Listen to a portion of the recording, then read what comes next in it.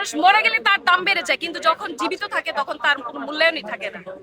আজকে 50 লক্ষ টাকার বিনিময়ে একজন সন্ত্রাসীকে আপনারা খুনিকে ধরার চেষ্টা করছেন, কিন্তু এই সন্ত্রাসীরা উন্মুক্ত যখন ঘোরাফেরা করে তখন কেন তাদেরকে ধরেন না? কেন তাদেরকে তখন টাকার বিনিময়ে না হোক যে কেউ আপনাদেরকে ধরিয়ে দিবে? সন্ত্রাসীদেরকে ধরার জন্য সবাই প্রস্তুত, কিন্তু আপনারা কেন সেই অনুমতি দিচ্ছেন না?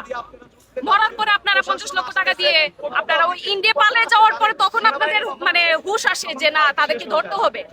যখন আপনারা আসামিরা জেলে থাকে তাদেরকে ছাড়ানোর জন্য কত ধরনের ব্যবস্থা আপনারা আছে সবাই করতেছেন, কিন্তু যারা এভাবে খুনিরা 1 ঘন্টার ভিতর 2 ঘন্টার ভিতর একটা বর্ডার ক্রস করে ফেলে, এটা নিশ্চয়ই এই বাংলাদেশের মানুষেরই তো সহযোগিতা ছিল।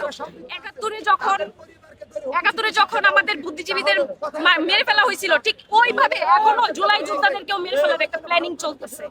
আমাদেরকে এখনো যদি আমরা এরকম ঘুমিয়ে থাকি তাহলে হয়তো বা আমরা সামনে এই দেশটাকে সুন্দর দেশ হিসেবে আমরা নিতে পারবো না, কারণ আমাদেরকে অনেক দূর এগিয়ে যেতে হবে, অনেক দূর যেতে হবে। তার জন্য